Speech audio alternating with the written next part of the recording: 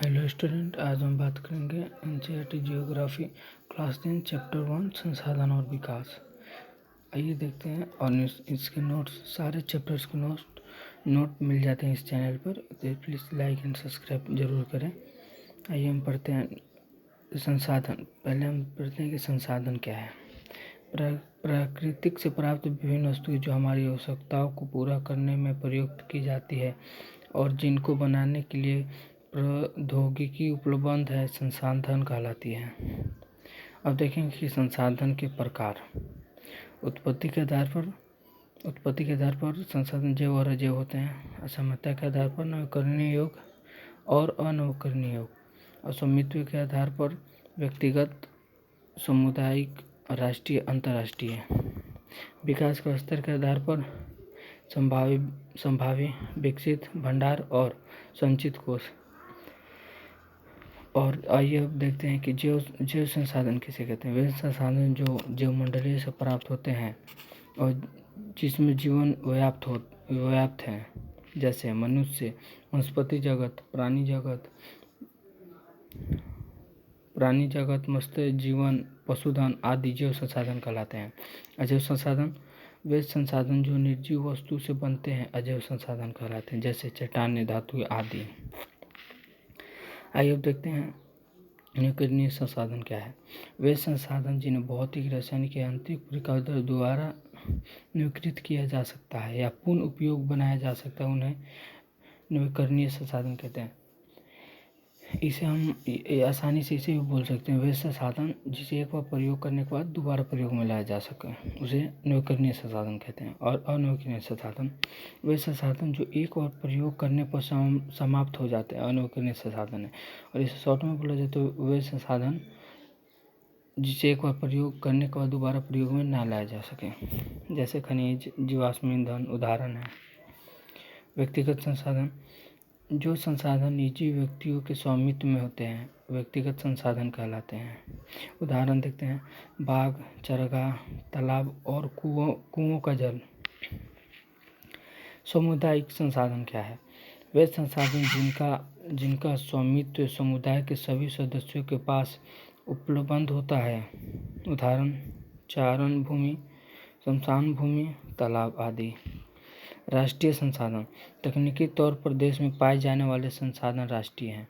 देश की सरकार व्यक्तिगत संसाधनों को भी आम जनता के हित में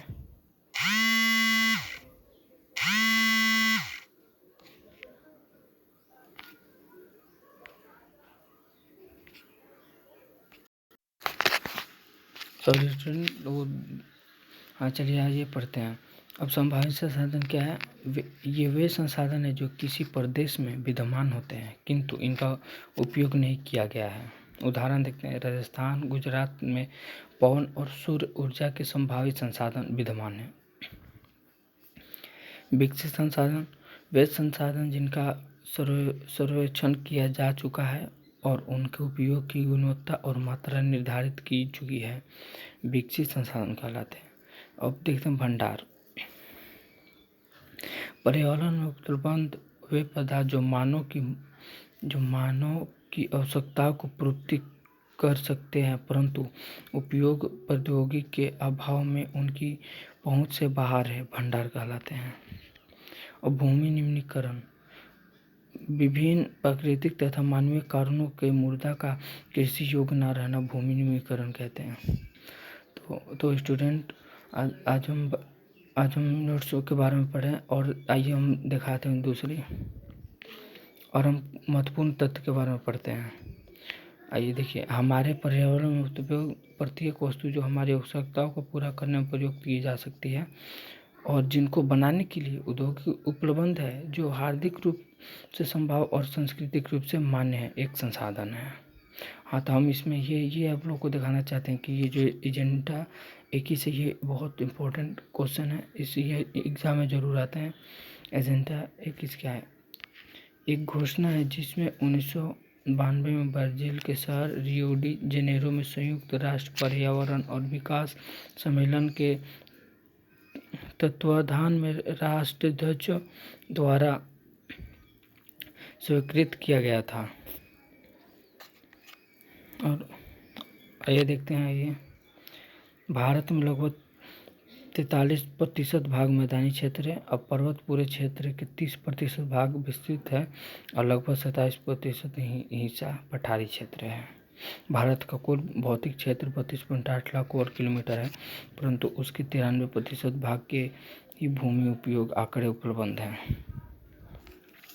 तो हेलो स्टूडेंट, इस चैनल पर आपकी geography, civics, history, CBSE class 10th की सारी नोट्स मिल जाएंगी। प्लीज़ लाइक एंड सब्सक्राइब ज़रूर करें। और हाँ, साइंस की भी नोट्स हम बनाने जा रहे हैं।